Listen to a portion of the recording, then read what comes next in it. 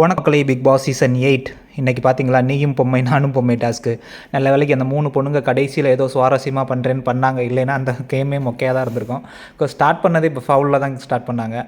So நம்ம Jacqueline, Ranjith இவங்கெல்லாம் பண்ண அந்த ட்ராமா வந்து பிக் பாஸ்க்கே தெரிஞ்சு, ஸோ அவங்க ஃபஸ்ட்டு இதே கேன்சல் பண்ணி விட்டாங்க. ஆக்சுவலாக அதெல்லாம் தெரிஞ்சிருக்கும் உங்களுக்கு. ஸோ ரஞ்சித்திட்ட வந்து ராணுவ பொம்மை இருக்கும், ஜாக்லின் வந்து தர்சிகா பொம்மையை ரஞ்சித்திட்ட கொடுத்துட்டு ராணுவ பொம்மையை வாங்கி நம்ம ராயன்ட்டு கொடுத்து உள்ளே வைக்க சொல்லிடுவாங்க. ஸோ திருப்பி ரஞ்சித்திட்ட போய் சந்தியா கேட்பார், எப்படி உங்களுக்கு தர்சிகா பொம்மை வந்துச்சு அப்படின்னு. இல்லை, நான் உள்ளேருந்து எடுத்தேன், உள்ளே போட்டாங்க உள்ளேருந்து எடுத்தேன் அப்படிங்கிற பச்சை பொய் சொல்லுவார்.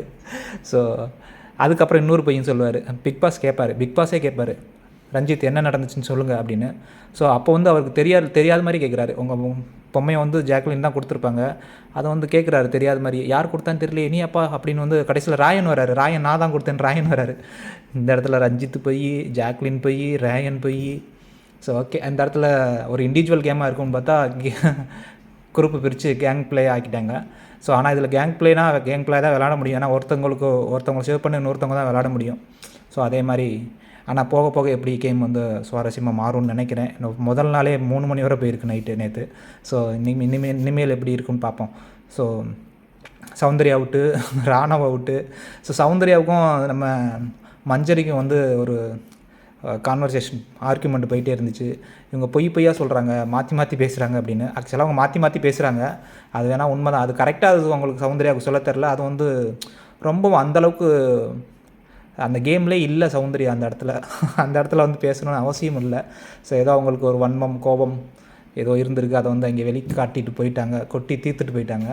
ஸோ அடுத்து அந்த 2 பேருக்கும் கான்வர்சேஷன் நடந்துக்கிட்டு இருக்கும்போது ராணுவ டான்ஸ் ஆடிக்கிட்டு இருந்தார் பாருங்க. எப்படியா உன்னால் எப்படிலாம் முடியுது. பவித்ராவுக்கு விட்டு கொடுத்தியா என்ன? ஆக்சுவலாக நீங்கள் அந்த கேமில் பார்த்தீங்களா, ஃபஸ்ட்டு சௌந்தர்யா அவுட் ஆனதுக்கும் பவித்ரா தான் காரணம். ஏன்னா அவங்க கையில் 2 பொம்மை வச்சுருந்துருப்பாங்க. அவங்ககிட்ட இவர் சிவா தேடிக்கிட்டே இருப்பார். ஆனால் இவங்கள்ட்ட தான் அந்த 2 பொம்மையுமே இருக்கும். வெளியே இறங்கும்போது தான் அந்த இதை விட்டு வெளியே இறங்கும்போது தான் ஒரு பொம்மையை போட்டு வெடித்து ஓடுவாங்க. ஸோ அதுக்கும் அவங்க தான் காரணம். 2வது ராணுவ இதுக்கு போனதுக்கும் அவர் தான் காரணம். கடைசியில் 3வது வந்து நம்ம பார்த்துருப்போம்ல, அன்சிதா அண்டு ஜாக்லின் ரொம்ப நேரம் தாக்கு பிடிச்சி நின்றாங்கல்ல. ஸோ அன்சிதாவால் முடியலைங்க பாவம்.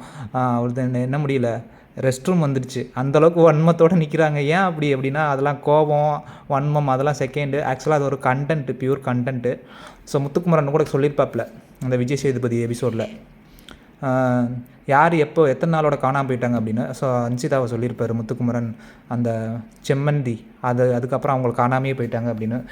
காமிக்கிறேன் அப்படின்னு சொல்லி காமிச்சது தான் போல இருக்கு. இன்றைக்கி 3 மணி வரை இழுத்து அப்பா சாப்பிடாமல் தண்ணி குடிக்காமல் பிரேவ் தாங்க கண்டிப்பாக. ஆனால் அவங்க சொன்ன ரீசன் தான் மாற்றி சொல்லிக்கிட்டு இருந்தாங்க. ஸோ ஃபஸ்ட்டு தீபுக்கை சேவ் பண்ண நிற்கிறேங்கிறாங்க, அப்புறம் வந்து கண்டஸ்டண்ட்டுக்காக நிற்கிறேங்கிறாங்க. மஞ்சரி வந்து இப்போ தான் கேம் ஸ்டார்ட் ஆகுது, அப்போ நாங்களாம் 52 நாளாக இருக்கோம், அப்போ நாங்கள் என்ன சும்மாவாக இருந்துக்கிட்டு இருக்கோம், உங்களுக்காக தான் நிற்கிறேன் அப்படிங்கிறாங்க. ஸோ ஏதோ சொல்லி கொண்டு வந்து ஃபுல்லாக வந்துட்டாங்க. இன்றைக்கி ஃபுல்லாக எபிசோடில் ஓரளவுக்கு வந்துட்டாங்க. ஸோ ஏதோ பண்ணணும்னு பண்ணி முயற்சி பண்ணிட்டாங்க. இன்னொரு சைடு பார்த்திங்கன்னா அந்த love Anshitha and Anshitha and Dharshika and Vishal 2 பேர்ட்டையுமே நல்லா பழகணும்னு நினைக்கிறாரு போல். ஏன்னா இன்றைக்கி அன்சிதா உட்காந்துட்டு இருக்கும்போது விஷால் வந்து கேட்குறாரு, என்ன இன்றைக்கி இப்போலாம் பேசவே இல்லை, என்னாச்சு அப்படின்னு. ஸோ நான் வந்து 2 பேரையும் வச்சு தான் பேசணும், தர்சிகா அண்ட் ஒன்றையும் வச்சு தான் பேசணும், 2 பேரையும் தனித்தனியாக பேசணும், அப்புறம் 2 பேருக்கும் ரிப்பீட் பண்ண வேண்டியது இருக்கும் அப்படின்னு சொல்லிட்டு அதை அவாய்ட் பண்ணிட்டாங்க. ஸோ விஷாலுக்கு வந்து தர்சிகாட்ட வந்து ஒரு க்ரஷ் இருக்கான், அன்சிதாட்ட வந்து ஒரு ஃப்ரெண்ட்ஷிப் இருக்கான். ஸோ 2 சைடும் இருக்கிற ஃபீலிங் வேறு. அன்சிதாட்டே சொல்கிறாரு, தர்சிகாட்ட நான் பேசும்போது ஒரு ஹாப்பினஸ் இருக்குது, எனக்கு ஒரு சந்தோஷம் இருக்குது, அதை வந்து நான் எப்படி ஸ்டாப் பண்ண நான் விரும்பலை அப்படின்னு. ஸோ அதுதான் லவ்வாக க்ரஷ்ஷாக என்னென்னு தெரியல. ஏதோ ட்ரை பண்ணுறாங்க கண்டென்ட்டுக்காக, இல்லை உண்மையாக என்னென்னு தெரியல. ஆனால் தர்சிகா உண்மையாக லவ் பண்ணுற மாதிரி தான் எனக்கு தெரியுது. ஆனால் பார்க்க இரிட்டேட்டிங்காக இருக்குது. ஏன்னா அதுலேருந்து அவங்களுக்கு பொசிஷன் ஹவுஸ் வந்துருச்சு. அன்சிதாட்ட அவங்க பேசுகிறதில்ல, ஜாக்லின்கிட்ட சண்டை போட்டாங்க, பவித்ராட்ட சண்டை போட்டாங்க, ஆர்ஜி ஆனந்திட்ட ஒரு மாதிரி பேசுனாங்க. ஸோ இவங்களோடலாம் சண்டை போட்டுட்டு இப்போ மஞ்சரியோட க்ளோஸாக பேசுகிறாங்க, சாச்சனாவோட க்ளோஸாக பேசுகிறாங்க தர்சிகா. ரொம்ப வியர்டாக இருக்குது. ஸோ என்னமோ நடக்குது, பார்க்கலாம் உண்மையான காதலா இல்லை பொய்த்து போகிற காதலா அப்படின்னு. இவ்வளோ தாங்க இன்றைக்கி நடந்துச்சு. நாளைக்கு என்ன நடக்குதுன்னு பார்ப்போம்.